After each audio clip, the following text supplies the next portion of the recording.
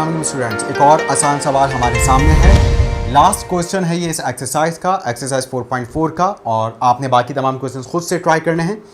यहाँ पर हमसे कहा जा रहा है कि बताइए इस एक्सप्रेशन में मौजूद के की वैल्यू क्या होगी।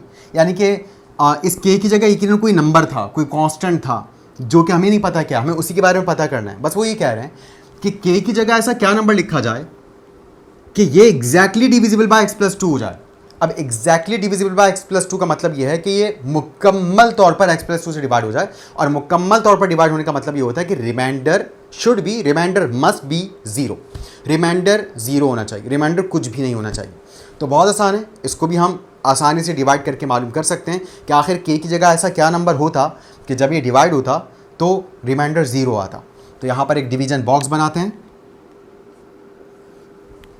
जिसे डिवाइड करते हैं उसे डिवीजन बॉक्स के अंदर लिखते हैं। तो x³ plus x² minus 14x minus k division box के अंदर आ चुका है। x+2 बाहर आ गया है। अब हम यहाँ पर हमेशा की तरह फर्स्ट टर्म के बारे में सोचेंगे कि x को किससे मल्टीप्लाई करवाएं कि x³ आए। तो आप जानते हैं x को x² से मल्टीप्लाई करवाया जाए तो x³ आएगा, और आप इसको रफ फर्क में भी चेक कर सकते हैं। डिवीजन बॉक्स में मौजूद फर्स्ट टर्म को ऊपर लिख दें, डिवाइजर में मौजूद फर्स्ट टर्म को नीचे लिख दें। एक x से ऊपर एक x कैंसिल हो जाएगा और ऊपर सिर्फ 2x मल्टीप्लाइंग फॉर्म में रह जाएंगे। x² जो बचा वो उठा के यहाँ लिख दिया, और अब इस x² को हम बारी बारी डिवाइजर में मौजूद तमाम टर्म से मल्टीप्लाई करवाएंगे। दो ही टर्म्स हैं, दोनों से मल्टीप्लाई करवाते हैं। x इंटू x² बनेगा x³ प्लस प्लस प्लस होता है 2, जब x² से मल्टीप्लाई होगा तो बनेगा 2x²।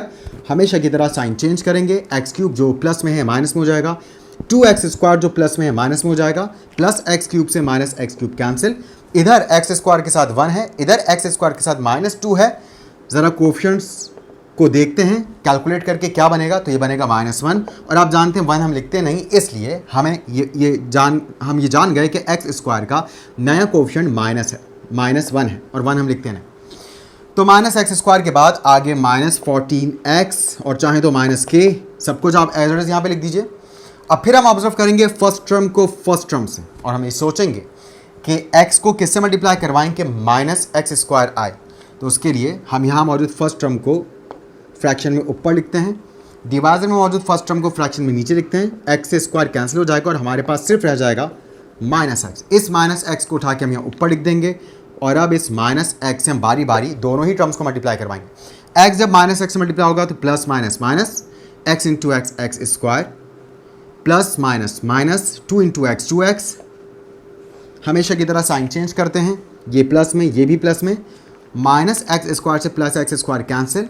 अब हमें x के नए कोफिशिएंट का इंतजार है, बहुत ध्यान से हमें कैलकुलेट करना होगा। ऊपर है x के साथ -14 और नीचे है x के साथ अकॉर्डिंग टू न्यू साइन +2, और आप जानते हैं -14 + 2 होता है -12। तो यहाँ पर x के साथ आ जाएगा -12 और इधर -k एज इट इज। अब एक बार फिर वही साइकिल दोबारा चलेगा, यानी कि फर्स्ट टर्म के बारे में सोचेंगे कि x किससे मल्टीप्लाई हो कि -12x आए। तो यहाँ पर -12x को ऊपर लिखते हैं रफ में, डिवाइजर में मौजूद फर्स्ट टर्म जो कि x है नीचे लिखते हैं फ्रैक्शन में। x से x कैंसिल, हमारे पास बचा -12। इस -12 को उठा के यहाँ लिख देंगे, that will be the part of the answer. अब इस -12 से हम बारी बारी इन दोनों ही टर्म्स को मल्टीप्लाई करवाएंगे। x जब -12 से मल्टीप्लाई होगा तो बनेगा -12x, और जब ये +2 -12 से मल्टीप्लाई होगा तो प्लस माइनस बनता है माइनस, और 2 इंटू 12 बनता है 24। हमेशा की तरह हम साइन चेंज करेंगे, ये प्लस में ये भी प्लस में, तो -12x से +12x कैंसिल। और अब आपको जवाब मिल गया है। k की जगह क्या होता तो ये कैंसिल होता 24 से। जाहिर सी बात है k की जगह 24 लिखा होता तभी तो वो कैंसिल होता 24 से। तो यही वजह है कि हम यहाँ कह सकते हैं कि जो k की वैल्यू है वो एक्चुअली 24 है। लेकिन हम यहाँ पर इस तरह से जवाब नहीं देंगे, बल्कि अभी हम बिल्कुल इसको सिस्टमैटिक चलेंगे, यानी कि हम ये समझेंगे कि k एक अलग चीज़ है, 24 एक अलग चीज़ है, कैंसिल हो नहीं सकता, इसलिए इसको एज इट इज लिख देते हैं। तो यहाँ पर सबसे पहले -k आ गया, फिर हमारे पास +24 आ गया, और अब हम ये देख सकते हैं कि यहाँ पर तो वेरिएबल x ही ख़त्म हो चुका है। इट मीन्स कि हम ये बात समझ चुके हैं कि ये वो वक्त था कि जब रिमाइंडर 0 आना था। तो हम ये बात अब यहाँ पर लिखेंगे, जो कि हमें सवाल में शर्त लगाई गई थी कि एग्जैक्टली डिवाइड होना चाहिए। तो हम यहाँ पर लिख सकते हैं फॉर एग्जैक्ट डिवीजन,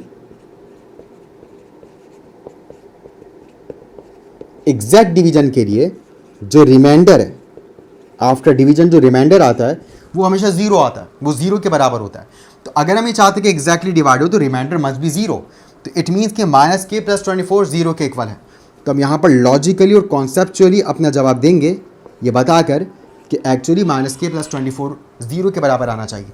अब हम आसानी से के की वैल्यू फाइंड आउट कर सकते हैं। 24 जो है प्लस में है, वहाँ पे जाके माइनस में हो जाएगा, माइनस के इक्वल्स टू माइनस 24। और आप जानते हैं इक्वल्स टू के दोनों तरफ टर्म्स में अगर माइनस साइन हो तो माइनस से माइनस कैंसिल हो जाता है। और यूँ हमारे पास के की वैल्यू आ चुकी है बाय कॉन्सेप्ट्स बाय लॉजिक 24।